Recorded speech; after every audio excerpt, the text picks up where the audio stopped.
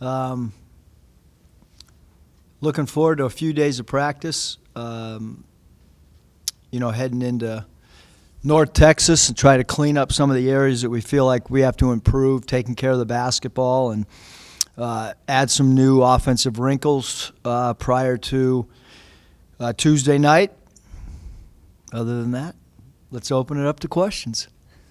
Yeah, I guess, Jeff, the other night when you guys announced that about Connor, Jeff Goodman tweeted that Connor was going to appeal the decision. Is that right? Do you know? Can you confirm that? I mean, anything going on with that stuff is kind of Connor and his parents and compliance, and Connor and I have talked that it's we're kind of looking at it as a player development.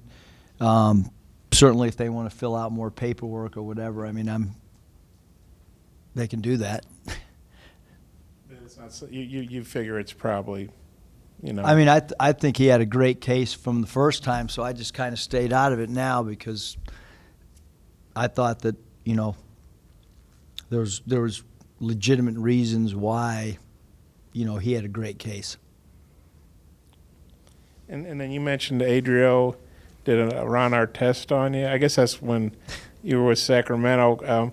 What did Artest do, and what did Adriel do? And I guess as a coach, when you're up by a bunch, is that okay? Or did you talk to him like, hey, Adriel, don't do that? Or kind of what's the deal with all that?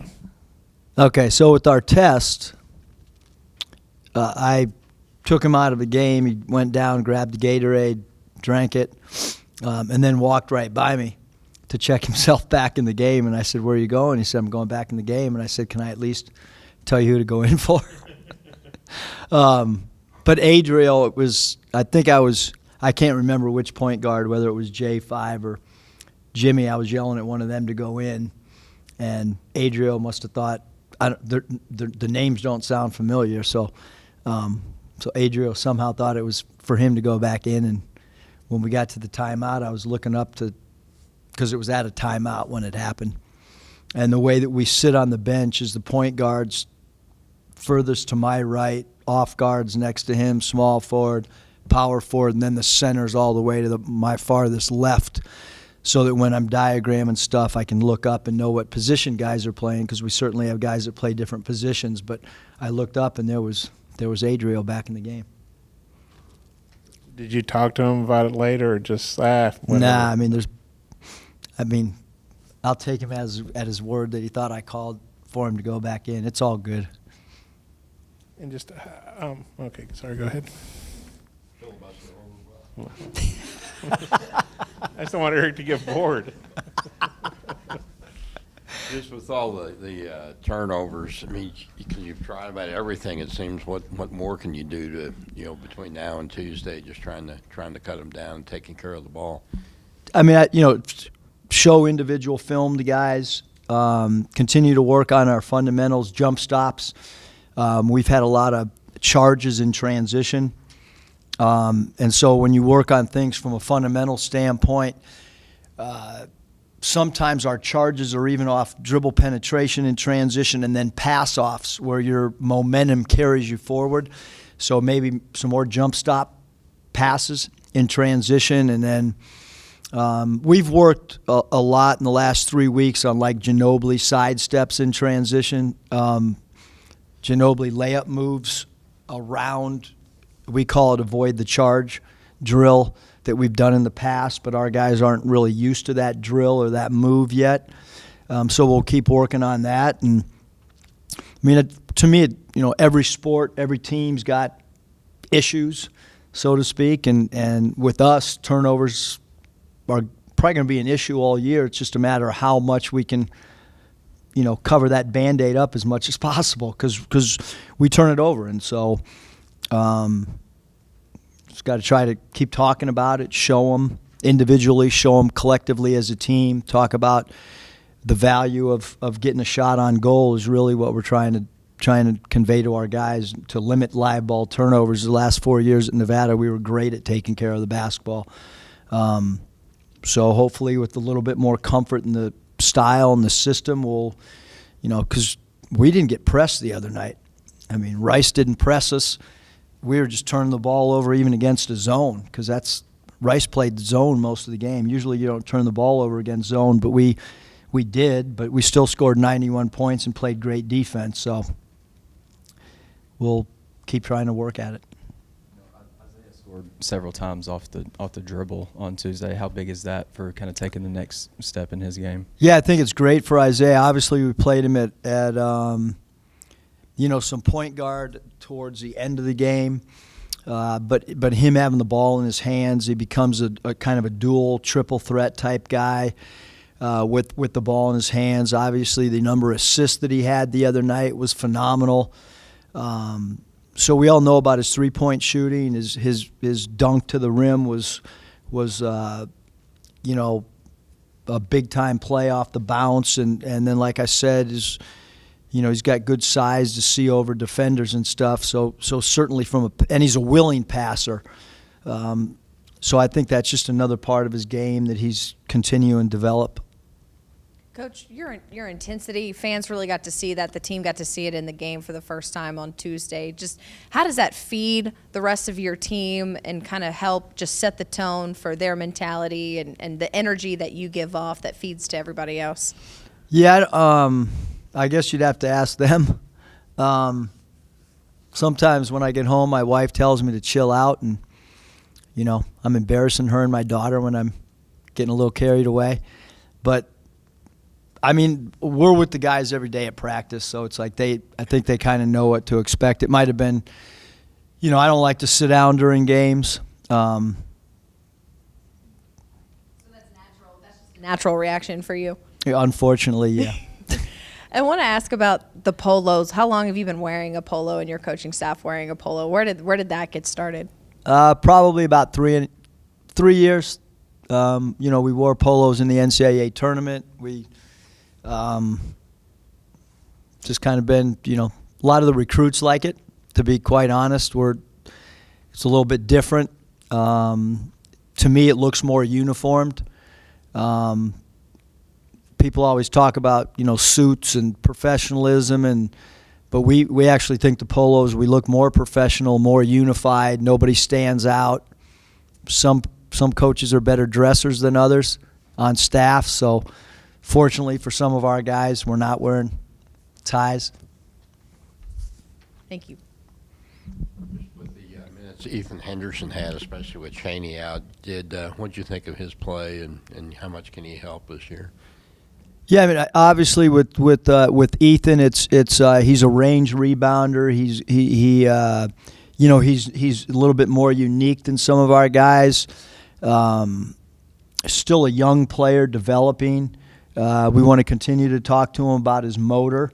We need him to really fly up and down the floor and get loose balls. I think Adrio's done a great job of that, and I think that Ethan's learning to do those type of things. And depending on matchups and so forth, depending on if we need more perimeter shooting, will kind of depend on Ethan. But really, it's for Ethan. It's because of his lack of experience last year and so forth. It's really going to come down to what he does in practice too, just as much as when he gets minutes in a game, what he's doing in practice on a daily basis. But he's had a great attitude, and we've seen tremendous amount of growth from him behind closed doors. You guys distribute the minutes pretty good, having a short bench. Is there somebody on your staff that kind of keeps track and says, hey, probably good to get so-and-so, or how does that work? And just what you think of the substitution pattern the other night. I realize it'll change, game to game depending on circumstance, but just kind of do you have a kind of a basic philosophy on rotations and Yeah, in the NBA D League, I played all 10 guys, but basically have a 10-man roster in the minor leagues. They all 10 basically roughly played, between 20 and 26 minutes. At the NBA level, had a 9-man rotation for the most part. At Nevada, did not sub much at all. Played 6 guys predominantly 1 year, 7 1 year, and 7.5 1 year. But a lot of that, too, was because we had 4 players sitting out that were scholarship players. each of the years I was at Nevada, we had 4 full scholarships not in uniform. This year it's 3. So I'm a little bit different than everybody else in a everyone talks about depth at the college level. From the world I kind of grew up in the NBA level, like 82 games, an 8-minute longer game. You're traveling, you get in at 2 a.m, then you play that day. Like, it's just like you got to have depth at the NBA level. At the collegiate level, these guys are younger, 1 to 2 games a week, But we did try to distribute the minutes, and because I don't know how the flow of the game's going to go. So you'll see us at times, try to get Isaiah blow for 20 seconds before media timeout's coming. And then that 20 seconds, because of the media timeout, adds a little bit more time for him to get off his legs. So we do, when we sub, we do think about things like that for sure when you have a limited roster. But, I'll ask Mike, or one of the assistants, like, who's played the most minutes, and if I see some fatigue. But I thought our guys did a great job of pulling themselves out. That's hard for college kids to say, hey, I need a blow. But they did a really good job of doing that, and that builds trust and a bond between them and the coaching staff as well.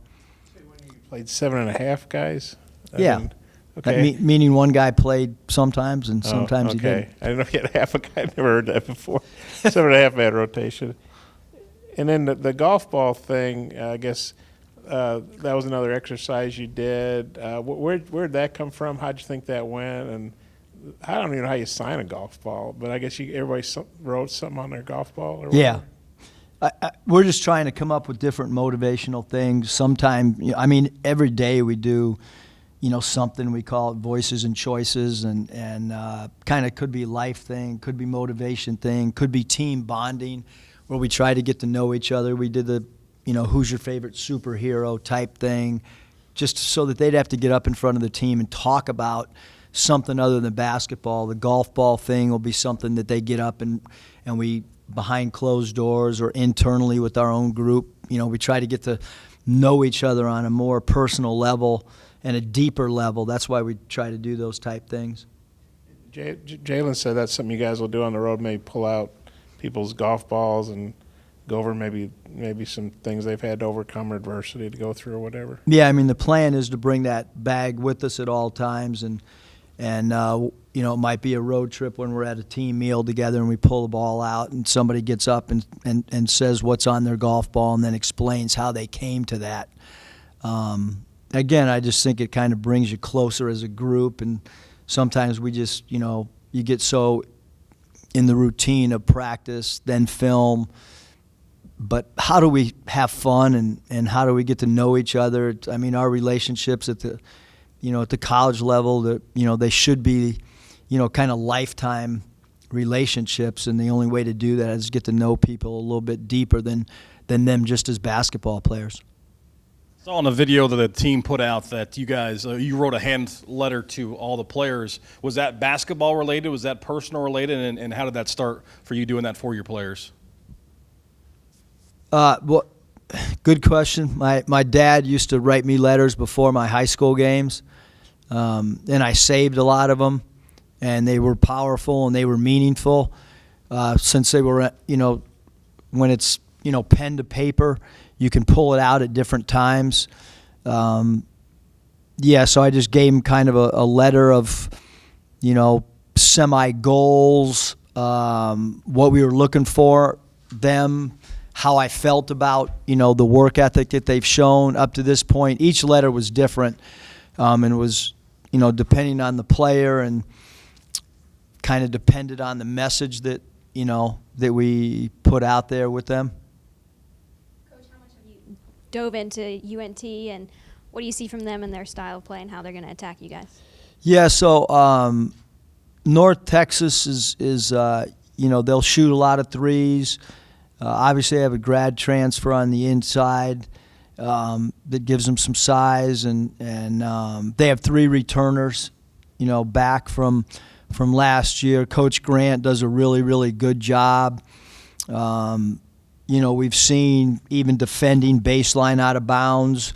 the way they defend with their inbounder instead of having him guard the ball. At times we've seen that inbound defender sag all the way out off in the lane, so it's almost like you're going against, when you're inbounding the ball, that guy's not on the floor, so you're going 5 against 4 the way that they have their defense set up. So it's going to be important just to get the ball in if they go to that type of defense where that guy on the ball is really off in the lane to give him an extra defender. So I probably gave away too much stuff, but it's all good. What do you think about Jalen's game, and how nice was it to see those 2 shots go down from beyond the arc? Yeah, I mean, we've seen him, shooting the ball well in practice. He's one of our better shooters. We do a 4-minute NBA shooting drill, we call it that, and a 2-minute NBA shooting drill, and then we have a 130 makes that we do in 3 minutes. So those 3 drills, he's always one of our top percentage guys. And so the big thing was just how do we get, what we're seeing, how do we get that out for the public to see and in a game? And that comes through confidence, and I think his confidence continues to grow is what I'm seeing. And, sometimes like a baseball hitter, you can hit the curveball, but, you kind of get in a slump and it gets in your head a little bit. And the same thing with shooting. I think maybe last year he made, a total of 6 threes, and he's already made 2. So I think he'll surpass last year's total of 6. What's the status with Reggie Chaney and an update on him? Yeah, Reggie's just, it's, behind closed doors is, our decision making, and it's just like same status as it was going into the last game, and we'll kind of let everybody know, when that changes. But right now, that's kind of where it's at, and when I'm sure Mike will put a release out if anything changes from where it is. How's Reggie handling it? Awesome. He's he and I are talking all the time, and he's practicing hard, and he's doing what he's supposed to do, which is be focused and getting his reps in, and he's bounces back and forth between the scout team and the second group, and he's learning our new plays or our new schemes that we're adding for North Texas, and he's been great. He's really working hard.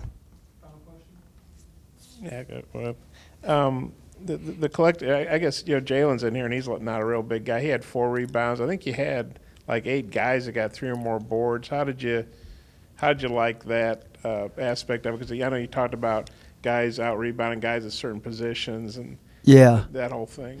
Well, I mean, one of the things that we talk about from a rebounding and loose ball perspective is like to run through the ball, almost like when a wide receiver's going to catch a ball on a down and out, is you got to go attack the ball with your hands. And so rebounding wise and loose ball wise, even though we're small, we got to go attack the ball and squeeze it, run through it's the term, like I said, that we use. And we talk to our guys every day, like we end all of our drills with a rebound. And if it's not a rebound, it's them boxing out against air and then going into the lane and jumping off the ground and squeezing air. We do that all the time to end every drill. It's either a live ball rebound or it's a rebound in air where 5 guys are going to rebound. So I don't know if that... I guess that just reinforces it. Yeah, it just reinforces the importance of loose balls and how small we are and how important box outs are, and we got to do it collectively. Thank you.